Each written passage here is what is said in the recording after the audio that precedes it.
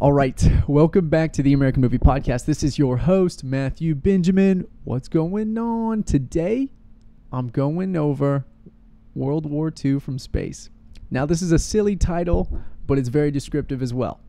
All right. See, I thought this was just a silly B movie when I first saw the title.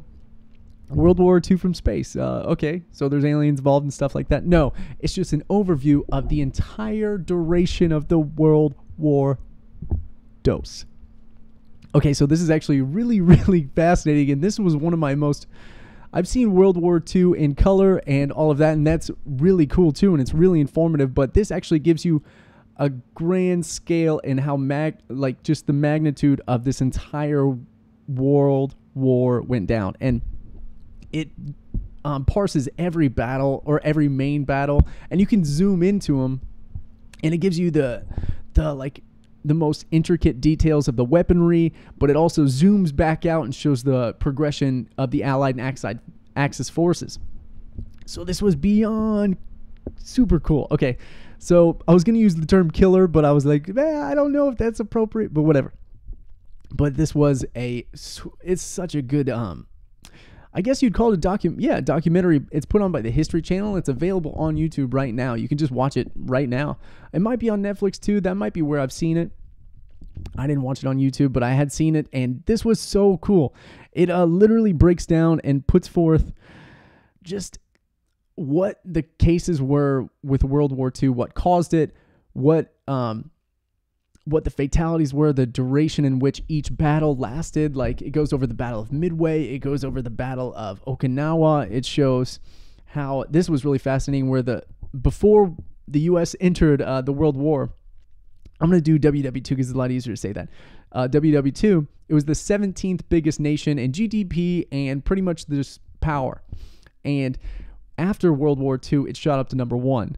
And that was due to the alliance with Britain, and Britain needed their industrial lines to create all sorts of resources and weapons and all kinds of stuff. So they needed America's industrial sized lines, and in exchange they gave the Americans all of their information to their tactical weapons, and one of the most important ones was the Magnetron.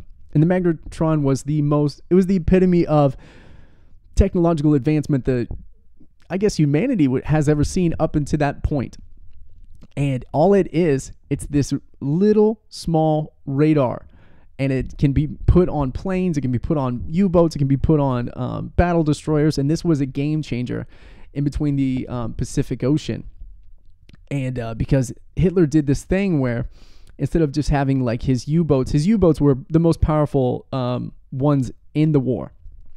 And usually U-boats went along as lone wolves, but he actually set them up in a line, and that had never been seen before. And that was like the most devastating thing in the world to Britain's boats. I think there was it was like a very small arbitrary number of like 36 U-boats got killed, and then 6,000 battle destroyers by Britain got just devastated. So I thought that was just crazy. Those are crazy numbers.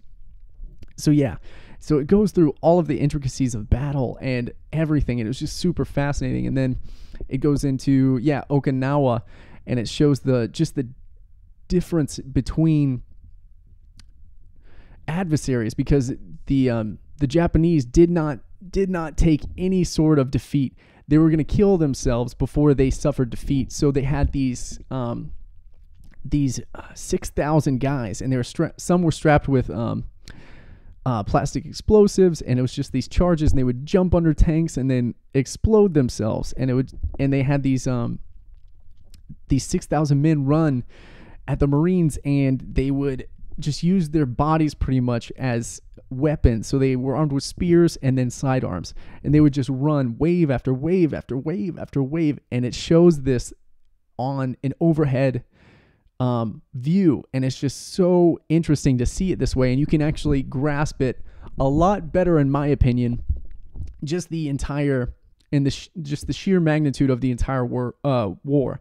So you can see it in real time, and it goes to the aggressive expansion of winning like land, and then it also shows the regression when like battles where you were defeated in battle. So it's just like this give take and this push pull, and it goes over the Battle of the Bulge, and it was really, really fascinating to see this aerial view in the span of it's like an hour and a half or something like that, and you get the entire Second World War.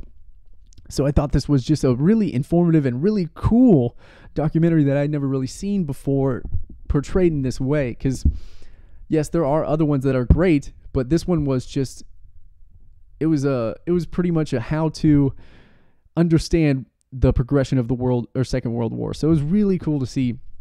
So I recommend this one to the utmost, just because it's just super cool, and it goes to, so in depth on everything. So yeah, I would definitely check it out. I feel like I didn't have to spoiler alert this one, because I mean, you know who won. So thank you so much for watching. Don't forget to subscribe and like, and let me know if you're going to watch this. And if you do, let me know what you thought. So thank you so much for watching. Again, this has been Matthew Benjamin with the American Movie Podcast. Thank you so much. Bye, bye, bye, bye, bye, bye, bye, bye, bye, bye, ciao.